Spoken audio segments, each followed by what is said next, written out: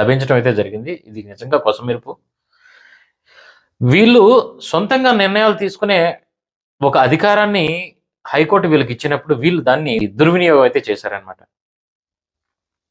వీళ్ళందరూ కుమ్మక్కై చేశారా?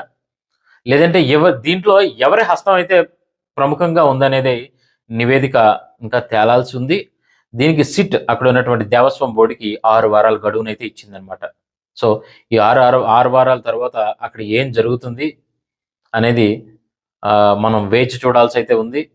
ఇప్పుడు ఈ కేసు ఫైల్ అయిన తర్వాత అక్కడ ఉన్నటువంటి భద్రతా లోపాలు అయితే మాత్రం తలెత్తుతున్నాయన్నమాట.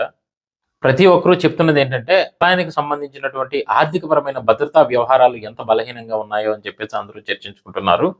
సాధారణంగా ఈ ఎలక్ట్రోప్లేటింగ్ జరిగిన తర్వాత ఎలక్ట్రోప్లేటింగ్ కి వెళ్ళటానికి ముందు ఎలక్ట్రోప్లేటింగ్ నుంచి వచ్చిన తర్వాత కూడా ప్రతిదీ కూడా హైకోర్టుకి అయితే నివేదిక సమర్పించాల్సి ఉంది. కానీ ఇక్కడ